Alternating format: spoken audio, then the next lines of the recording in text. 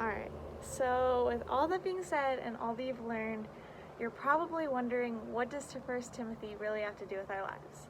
I mean, it was a book written about a bazillion years ago, written by someone who denied Christianity, and features a lot of pages on rules and regulations of everything that we're expected to follow. Well, First Timothy is pretty cool, and it actually prompts us to ask ourselves two major questions. What obstacles do I overcome to be a better person? And how do temptations around me affect my path of Christ and evangelization?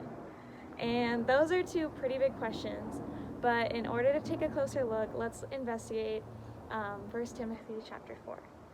So chapter 4, 1 Timothy, is a great chapter of encompassing the moral ideas of the entire book. So within the text, Timothy is working and leading over people with pretty strange and unholy ideas, while they deviate from God and the guidelines that he set.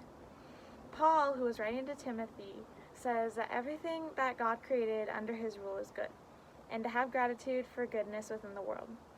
With this gratitude, Timothy is supposed to go out and prophesy the good news and good works of God. He also cautions Timothy not to fall for these false teachings, and also to be disciplined in the gospel and how to apply it in the modern way.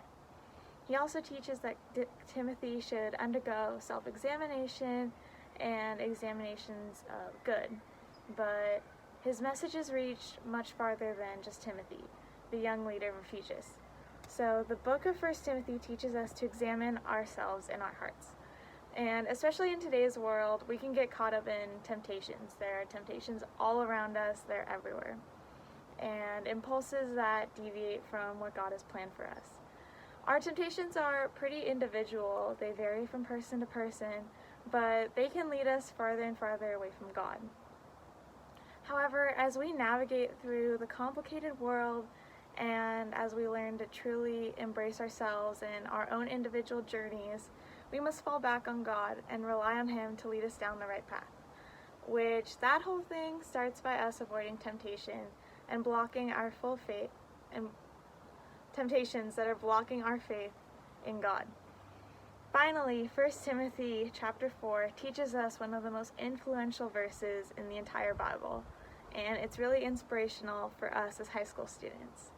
And that verse is this: "Don't let anyone look down on you because you are young, but set an example for the believers in speech, in conduct, in love, in faith, in purity." Similar to Timothy, we are really young, we are naive, and often we are seen as unwise and impressionable.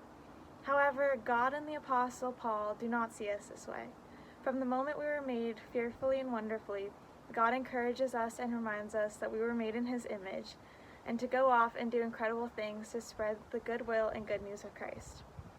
We shall not be held back by our age, but embrace our potential and how we are created for good. We are to be disciplined, focus our time on what truly matters, and let go of materialistic or physical temptations. We're also supposed to examine ourselves and be good missionaries of God. And as the book of 1 Timothy says, we are to be diligent in these matters, and remember, let go of fear and temptation, and let God work through you.